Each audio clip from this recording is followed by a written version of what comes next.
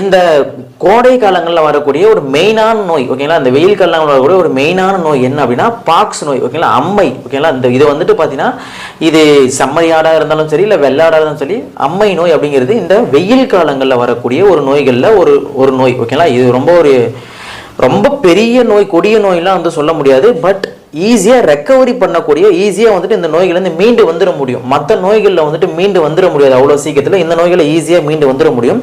இந்த நோய் எதனால் வருது, அதேமாரி இந்த நோய் வந்துடுச்சுன்னா என்ன பண்ணணும், இந்த நோயிலேருந்து எப்படி வந்துட்டு நம்ம ஓவர் கம் பண்ணி வருது, எப்படி வந்துட்டு ரெக்கவரி ஆகி வருதுன்னு சொல்லிட்டு இந்த வீடியோவில் நான் இப்போ நான் வந்து சொல்கிறேன். ஃபஸ்ட்டு வந்து பார்த்தீங்கன்னா இந்த கோடைக்கால நோய் இந்த அம்மை நோய் வந்துட்டு எந்த டைமிங்கில் வரும் வரும் அப்படின்னா ஏப்ரல் மே ஜூன் இந்த காலங்களில் வரும். ஏப்ரல் மே ஜூன்லாம் வந்து பார்த்தீங்கன்னா கொஞ்சம் வெயில் காலங்கள், இந்த காலங்களில் தான் வரும். இதுக்கு வந்து பார்த்தீங்கன்னா என்ன பண்ணணும் அப்படின்னா, அதாவது ஜனவரி பிப்ரவரி மார்ச் ஓகேங்களா, பிப்ரவரி மார்ச் இருக்கு பார்த்தீங்கன்னா இந்த மாதத்துல நீங்கள் வந்துட்டு இந்த அம்மை